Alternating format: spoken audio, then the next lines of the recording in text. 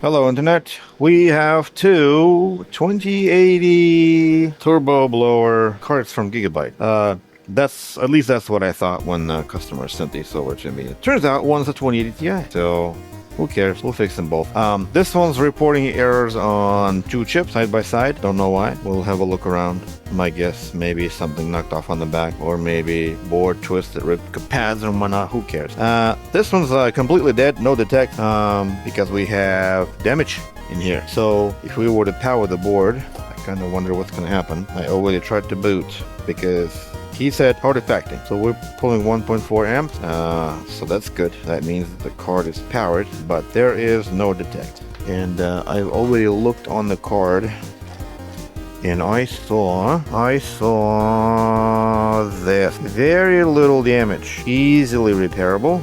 All we need is a proper flux. I'm going to be using Mechanic UV559. I've tried this flux to do micro soldering instead of a crack, and it actually worked, to my surprise. Very interesting. So we're gonna need an end gate somewhere, and I'm guessing we might need a resistor as well. Hard to say. Most likely it's either a resistor on the bottom or a capacitor. Who knows? We'll check. We can look at a donor board, or we can look at the board view. So let's see if I'm not sure if we're gonna need to solder anything on the top, but the U-gate is definitely need to be replaced or soldered, placed rather than replaced, because it's not there. So as you can see, that flux wiped out pretty good. I also tried it to reball, but it didn't work. Who cares? Let's do this. Let's wipe that out, and I'm trying to get this thing fixed without taking that apart. Hopefully that'll work, and hopefully I will not have to blow air on this thing. That's why I cleaned the pad, so that way I would not have to take away the plastic shroud. That's right, the shroud here is plastic, and I do not want to deal with it. So, but I could cover it up and do it that way. So for now, let's just try to solder this little guy one pin at a time. We might have issues with ground. I don't know. We'll see. So the input 1, input 2, the ground felt okay. Then we got this here, and then we're kind of wondering about these two pads. So let's go look at any kind of board view that matches closely. So some kind of a board view here that doesn't look anything like it, but we do have this U-gate logic that we're interested in, and it suggests a 10 kilo ohm resistor, and I will believe that if one of these pads is connected to the middle pin, as well as this one connects to the 1.8 volt or the voltage in for this guy.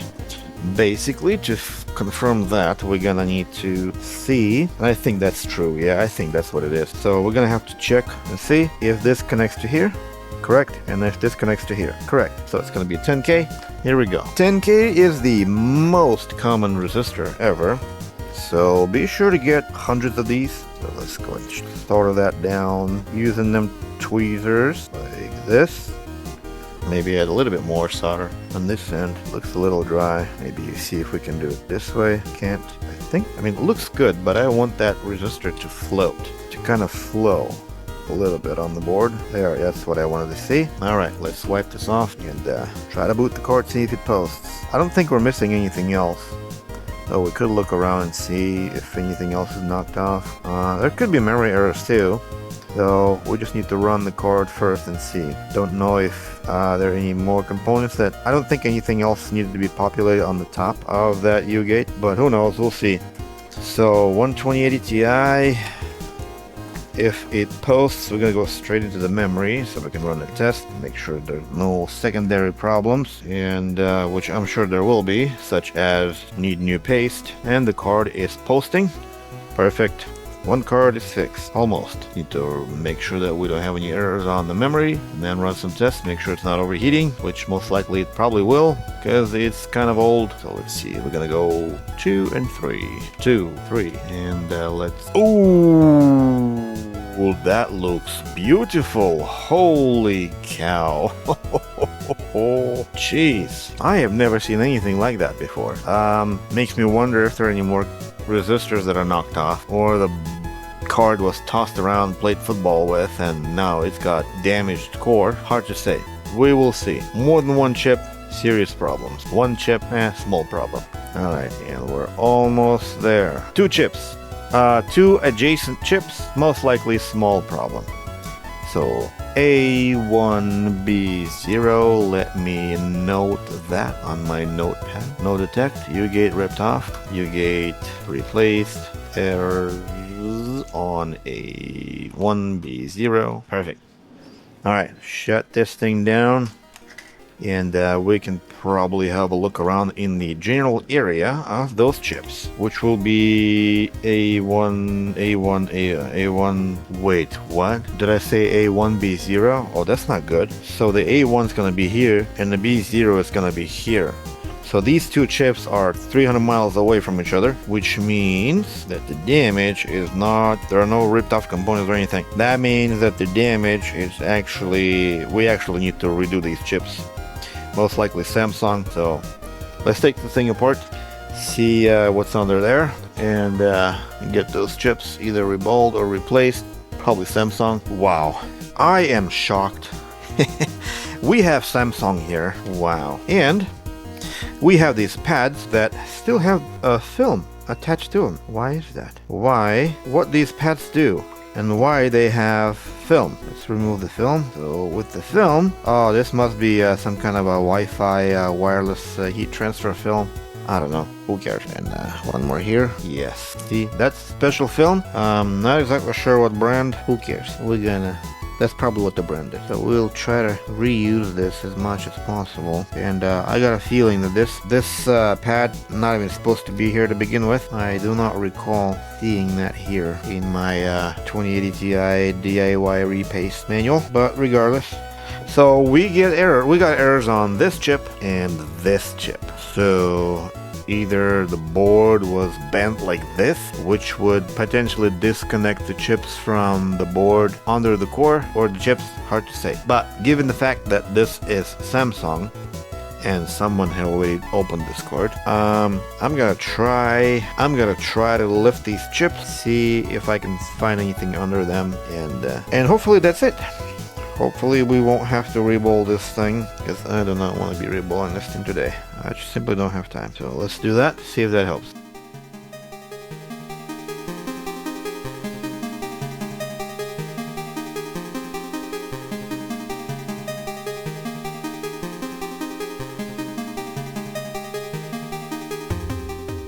Alright.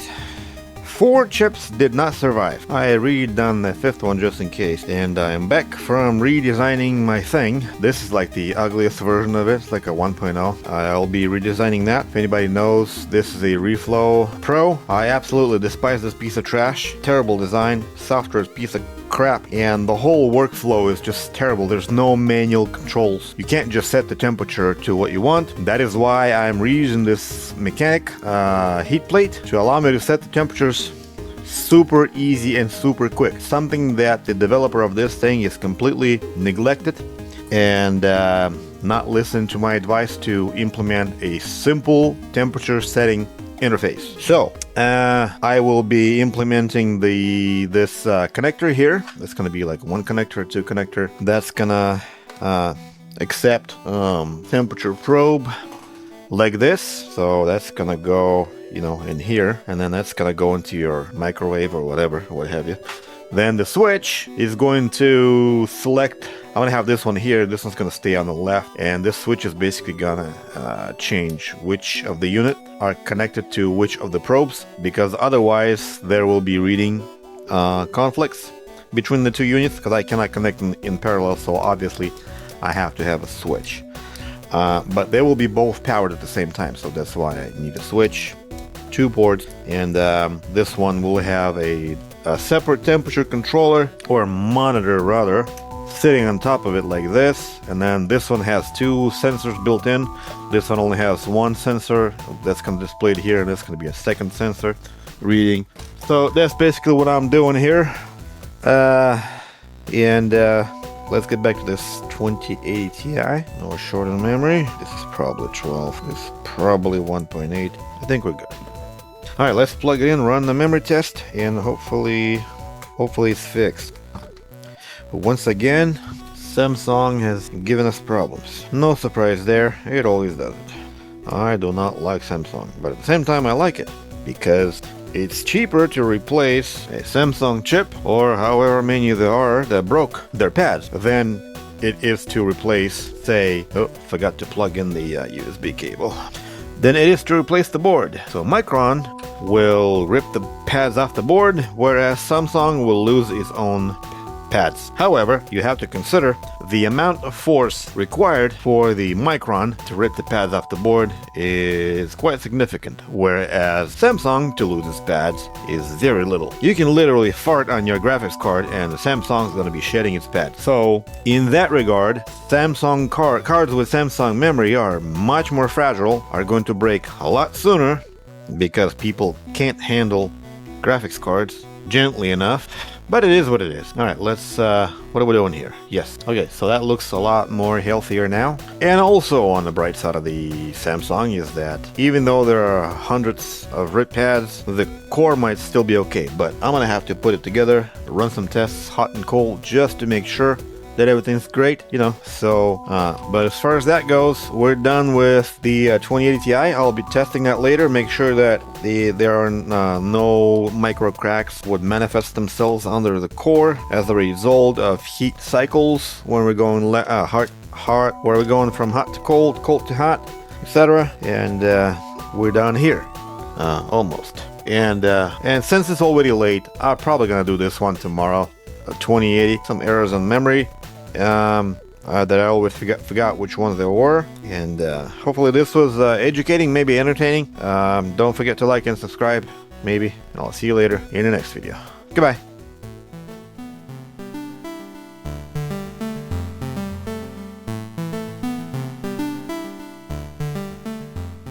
Another day, another dollar. Actually, it's the same day. I figured Mama's cooking up some soup for tomorrow, and I'm gonna be cooking up some memory chips. This one's 2080 from the same customer, Gigabyte, with the exact same problem. Samsung is what the problem is. These two chips reporting errors. The strange thing about this is that normally it's either the corner chips or one's on the bottom here, but none of them are at the bottom, and I don't know how that could have happened, to be honest. I don't see any signs of damage. There's no broken traces or anything, unless something fell down in here. No missing capacitors or none of that. One funny thing though, let me go ahead and show you. What is so funny about this particular card is that it's got two fuses soldered for double the power. Right there. That's how you get double the power if one fuse isn't enough. Just to put in a second fuse. This is like a shunt mod, basically, is what this is. So let's fix that with some Whiskey Tango. Put a comment below if you know what I mean. Some Whiskey Tango smells really good. I love that stuff. And let's remove this shunt mod. Not exactly sure why he put that there. Maybe this one blown and he couldn't remove it, so we're just gonna do this and then put that one there, the replacement that was on top of it. All right, clean it up and go for a reball. Before we go anywhere, actually, I need to make sure that this fuse is actually good. Who knows what people solder on their boards. The fuse is good, or at the very least in theory. Who knows how it will handle the load. We're gonna find out one way or another during the testing. And here comes the time for the preheater. And if you watched Alex's last video about the connector replacement, the connector replacement guru, he said you do not need a preheater or the oscilloscope to repair consumer electronics. So we are not going to be using the preheater today, as you can see, because graphics cards are not consumer electronics, let alone motherboard, with so many damaged sockets that replacing a socket can be done with a simple hot air station like this one. This hot air gun, just give it 600 degrees and you'll be good to go. Or at least that's according to him. I'm kidding, he never said that, but he implied. So, Whiskey Tango, first revision. This stuff smells good, but it is not for BGA. No, sir. This thing's gonna boil, it's gonna foam, it's gonna smell nice. I like that. But it sucks for BGA. I can solder the chip on the board using that flux, no problem, but I just cannot reball anything with it. I mean, you can solder anything to the board with just spitting on the board, as long as there's some kind of liquid that provides some kind of acidity between the solder ball and the pad. You can solder the BGA. So the flux can be the cheapest flux possible. You can even scrape some of the resin off of the tree in your backyard if you have that kind of tree growing out there, you know, or whatever, and it'll do just fine. But when it comes to sticking to the surface, you know, all these other properties that flux offers you, you know, it's not evaporating as quick, or, you know, it gives you a little bit of flow, you know, viscosity, surface tension, all that good stuff. Obviously, flux is a winner, and that sap that off the tree will probably not give it to you, you know. And this stuff smells really nice. I like the way it smells. I could just sit here and just go, oh yes, that smells good. I don't know, I'm just kind of hallucinating at some point, sitting around, just kind of, the brain just clicks, and I start smelling that smell. I don't know, maybe it's just me, but just like out of nowhere, no one around me smells like this, and I just start smelling that, and it just reminds me, and it wants me, and it just forces me to go back and do some soldering. And that's what we're going to do here today. We're going to be doing some soldering them balls, and I'm guessing, what are these, 14s or 16s? HC 16, yes, good. As a matter of fact, let me show you. These are indeed HC 16. Here's my anti-glare lens. Yeah, see? No need for any kind of anti-glare light. All you need is an anti-glare lens. That's right, Northridge Fix. My solution cost me $10 versus 110 yours. But whatever, I'm not a businessman, so. By the way, if anybody's interested, I do have a video about this. It's titled something along the lines of turn your 600 microscope into a 6000 microscope or something like that. Yeah. So we're gonna wait for the board to warm up. I will lift these two chips, and I'm guessing we're getting screwed by Samsung again. That's why I have a whole bin of them here and a whole bunch of these chips. So we're probably gonna end up replacing them. And if I'll see any of them ripped pads on these two chips, I will lift the adjacent chips as well for inspection, just like I did with the previous card, just to be safe. And hopefully, just like with the previous card, no reballing of the cord is necessary. Not that it scares me by any means. I can reball these 20 times a day and not get bored. I'll get tired and exhausted and depressed, probably won't sleep at night, hallucinating about the reballs and all that kind of stuff. But it's not gonna hurt me, at least not on the outside. Who cares? Alright, let's get these two replaced, see what happens. Speaking of 1590s Founders Editions, look what I got. Let me show you what I got. Do you see what I see? This is a socket, I believe, that I think should fit, I don't know, 1590 Founders Edition board. If it does, then I'm gonna have to find a male end for this. And the problem with these damaged sockets is fixed. All of them customers that are going to Alex and him crying about the lack of parts may actually not be as bad. But I will not know 100% until I get a Founders Edition 1590 on my bench. I did have two, I think, but I ended up fixing them without replacing anything, so better luck next time, I guess. Here's the packaging from the DG Key where I got that connector, so you can figure out the male end for this. Let me know, part number, manufacturer number, all that kind of stuff. That's the connector I got. That's the one that looked closest. So, and it wasn't even that expensive. I think it was like $10 or something, plus shipping, $6, whatever.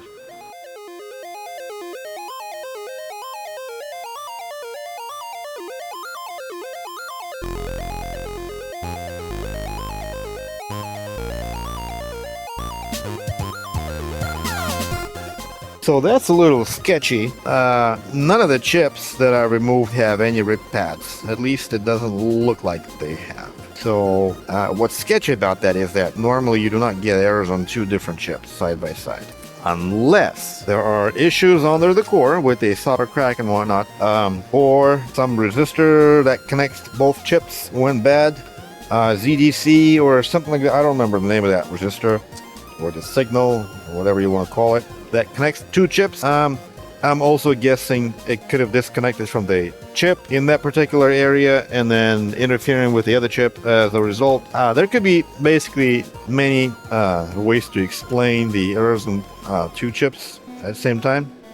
And I didn't see the need to remove the adjacent ones. So let's just go and check for short real quick. Make sure there's no short and run some tests. So 13 ohms, USB-C 1.8. Heck, 1.8 is here, I think, or this 5 or here. Who cares? Still the same.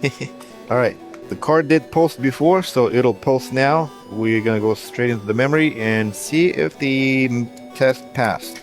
And if it does, we are done, or at the very least, in theory. If it posts, then the chip's just gone bad, or maybe they just needed to be reflown. I don't know.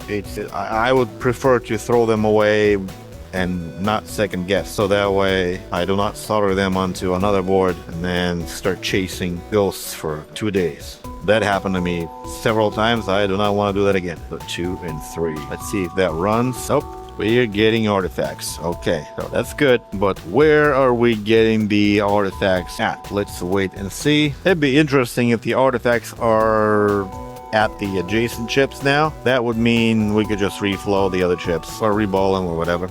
Nope. B1C0. Very interesting. Let's shut this thing down. So the chips that we have are good. I'm not gonna throw them away. Put them aside. We'll probably reuse them somewhere else. Now, what could possibly be the problem? Did the owner throw something under the core? Let's have a look. See if we can... Oh, there's a lot of dirt in there for sure. And I'm guessing that's the source of our problem. Look at all that dirt under the core. It's clean under the memory. Oh, more or less. But under the core, holy cow. There's a lot of dirt. I'm worried about it being a reflow of some sort. But no, it doesn't look like it. Just looks dirty. So, I guess we're gonna have to do a reball today after all. Which sucks, but it's okay. I got nothing better to do anyway. So, let's go and reball this core real quick. And hopefully that helps.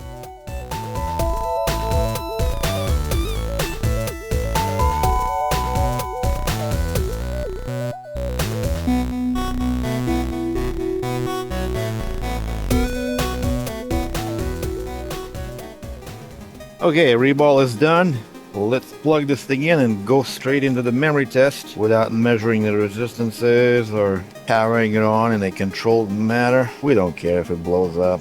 Right? That's right. I'm kidding. I already checked. Everything's already good. I just need to see if it still posts. So, let's see. What do we got? Nothing. The screen is black. Perfect. Okay. What could have possibly gone wrong? I don't know. Maybe connections. I will check for PEX. I've had voltages, but I did not check for all of them. So I think PEX is here. Where's PEX? Here. So do we get PEX? Yes, we got memory and we got core. Yes, so we got everything, but it's not detecting. We have a no detect situation. Very interesting. Why is that?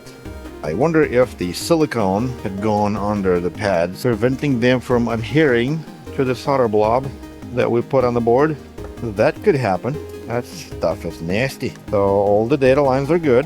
What else could possibly go wrong here? Let's check for the obvious. So first data, we've checked that already. Yes. Clock is good, and the PEX reset is there, so we're good there. Let's make sure that I think this is the PEX reset logic here. No, where is it then? It's not here. Is it going in here?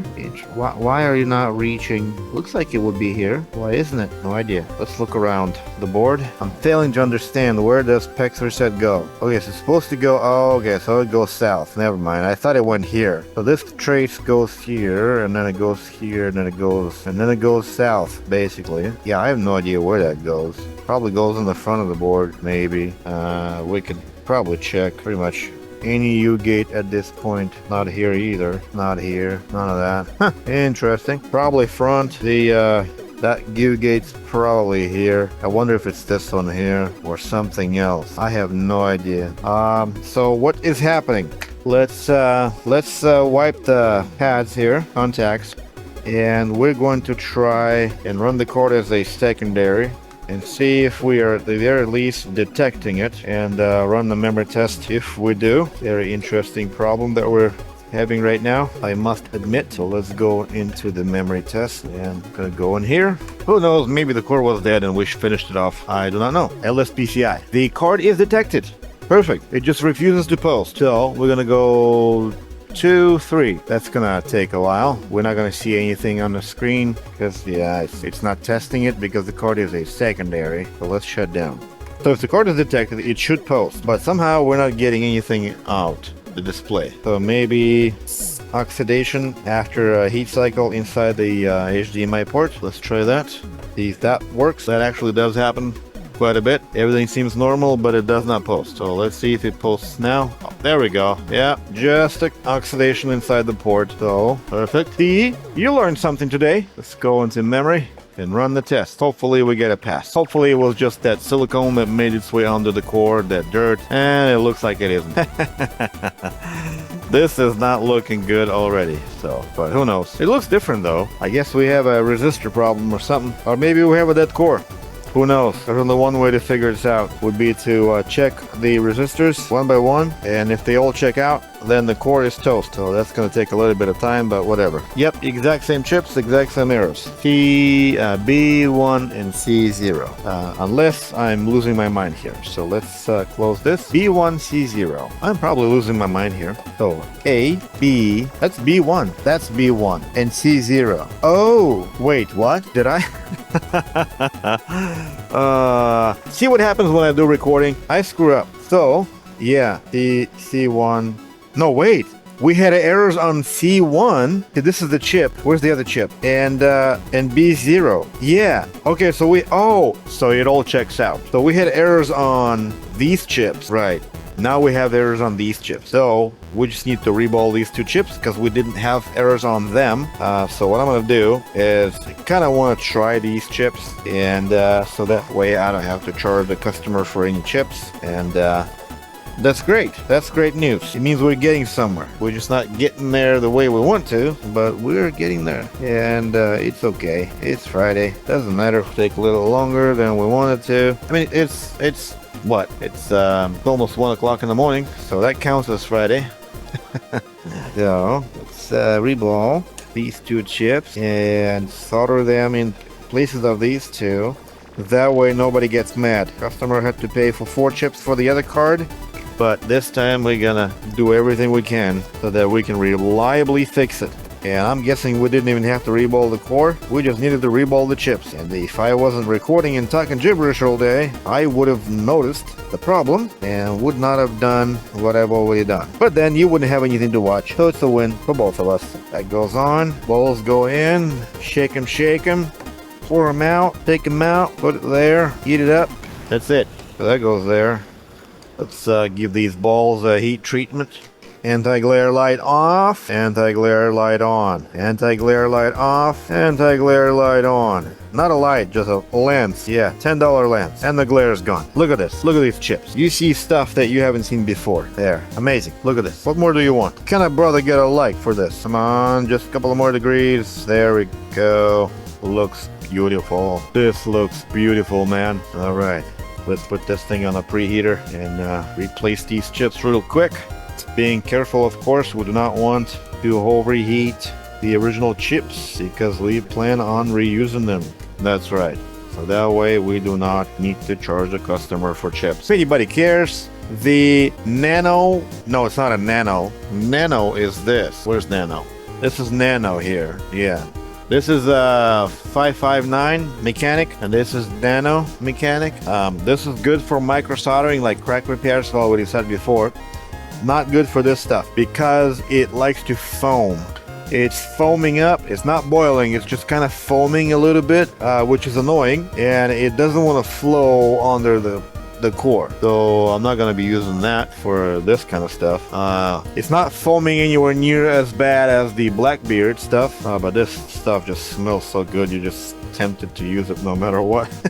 Even if it's boiling like crazy and foaming, I don't care. I just want to sniff that stuff. So good. I don't care what anybody says. I like this stuff. It smells really nice. So, and he promised me a free life supply of flux. So, yep, I'll be getting that. No, I'm kidding. I'm not gonna be making him give me a life supply of flux. Are you kidding me? I don't want anything for free. You get stuff for free, you don't value it. You want to enjoy something in life, doesn't matter what it is. A car, your health, your home, your relationship, whatever it is. If you didn't pay for it, you will not value it. Because you only value things by the almost proportionate to the amount of price you paid for it, whatever the currency may have been. Your blood, your sweat, your tears, your money, you know, whatever sacrifice. So now I lost track of what I was saying. I was giving you some kind of a wisdom lesson of the day.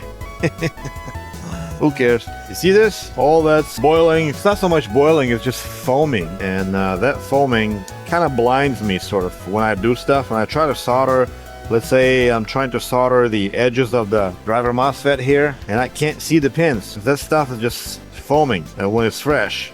Once it boils out, it's fine, but it's just, you know, something annoying sometimes. But it smells really good, though. So I'll be paying for it. He sent me like at least three, if not 4, free syringes. 2 of them I threw away because they just harden. Can't use them with a needle, and they even become hard inside of the syringe, so you can't even squeeze them out. Just like next day, it's done. Can't squeeze it out of the syringe because of the bad blend. But he got the blend fixed, figured out, I suppose, or at least that's what he said in his videos. We're talking Black Horse here, so he's constantly improving his formula, and hopefully he'll narrow it down. All right, the chip is out. No rip pads from what I can tell, at least on this one. Let's see if we get lucky with this one as well. And no ripped pads. Perfect. So let's prep these, solder the other chips back on, and hopefully everything should work. Easy cleanup, wipe it off, and you're done. Same for when it's cold. Just wipe it out with alcohol, and it's super easy to clean. I like the way it dissolves. So, but we're not gonna use it to solder the chips down because all that boiling. We're gonna be using my good old trusty Styri V2. If anything, I would recommend not using V2 because it's thick. Just go straight to V3. V3 is a lot easier to apply. It's thinner, but it behaves exactly the same way. So there's really no need to buy the old V2 anymore. And it's a lot easier to just work with the V3. The V4 was even more thinner, if not the same as V3. But I think it started degrading, started becoming worse for whatever reason. I'm not exactly sure, but everything else seems to be the same. And their newest V5, that was a completely different flux. It looks completely different. It behaves different. And it's just a disaster. I don't know. It was the worst of them all. So, but I'm using it only for soldering the BGA chips down. That's the only use case for that flux because it gives me that perfect acidity that I need to achieve during the activation phase, and it cleans in the ultrasonic very easily. So just the 2 things that I was interested in, it delivers. Everything else, not so much. So let's solder this one down. That one's done, and this one is done. Hopefully we won't have to reball any more chips. There we go. So if these 2 chips work, then they have not suffered any damage from before, which would be a good thing. And I am sure that the other 2 work because they worked before, so I'll probably be repurposing them for a next repair.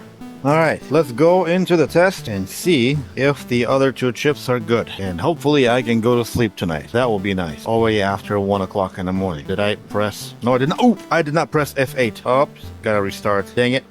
Okay, let's try again. Got distracted. Come on, hurry up. I'm getting old. There we go. Let's run them matte 2, 3, and hopefully this time it'll be clean. Looks good so far. We don't see any funny squares that we've seen before at the very beginning of the test, so I think we're gonna get a pass. There.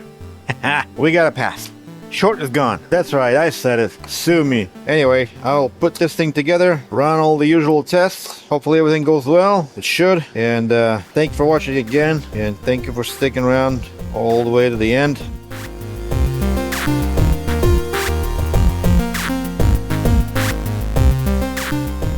All right, no sleep today. Looks like the farm doesn't want to run. We'll try again. Yep, there we go. Did you see that? I saw what I did not want to see. Let's wait for this thing to close. We're gonna close this. We're gonna close that. We're gonna close that. I'm gonna hide farm. I saw nothing good. I saw that we wasted our time, big time. Or we potentially need to reball the rest of the chips, which is highly unlikely. So let's see. I'm trying to run this there, and it seems to be stuck. So there we go. Where is farm? Mark is still there. Let's close this. And yep, there we go. I wonder if running a memory test would show us anything interesting. I highly doubt it, but who knows? We're gonna run maths and then we're gonna run NVMT and analyze the results. I hope we get artifacts while running maths, so that way we know that there's a faulty chip. But I see nothing on the screen. We completely blacked out. Did I run the wrong test? I don't think so. So let's go ahead and do a blind shutdown. I'm starting to think we need to reball the rest of the chips. All right, let's boot one more time and repeat, just in case I did something wrong. Ah, dang. Stupid fan just cut my finger. I was holding it down, let it go for a second, and it just shaved my finger out. Ouch, that hurts. So 2 and 3. Yeah, that's what we wanted to do. We wanted maths. Man, that fan is strong, and it hurt me bad.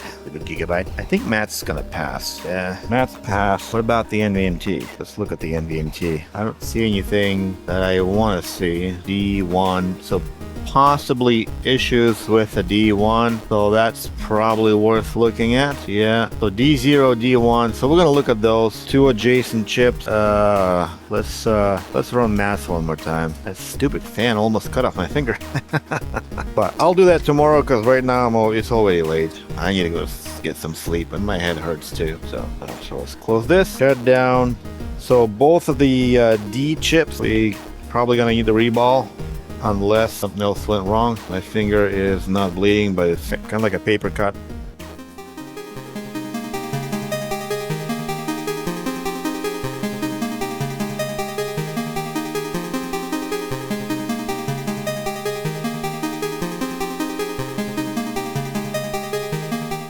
Alright, no more errors on the NVMT. Hopefully everything will work. Oh, I am seeing geometric distortions on that donut. Close this, close this, close this. See if I can run this. Yeah, see this? See all these little dots? That's a dead core. And yeah, that's what dead core looks like, ladies and gentlemen. All that flashes, freezing, and crashes. The timer is still going. Come on. Yep. We can try to run something else. Everything is freezing. Everything is just kind of failing to unload, which is normal. So we can probably run superposition's probably not gonna run. See, there you go. Close this. Yep. All these little tiny little pixels on the screen that you see, that's a dead core. Very unfortunate. See if we can run a smaller resolution. That's so sad. So much work. 2 o'clock in the morning, and here we are with a dead core. Yep, there we go. There are the aliens. I was waiting for these aliens to show up. Perfect. Okay, shut down. Have a good day. Thanks for watching. Hopefully this was entertaining or educating. If you see these aliens and you have Samsung or Micron, well, Micron, it would be the Micron from 2018. But if you got Samsung and you see aliens like this on a 2080 or 2080 Ti, it's done. Goodbye.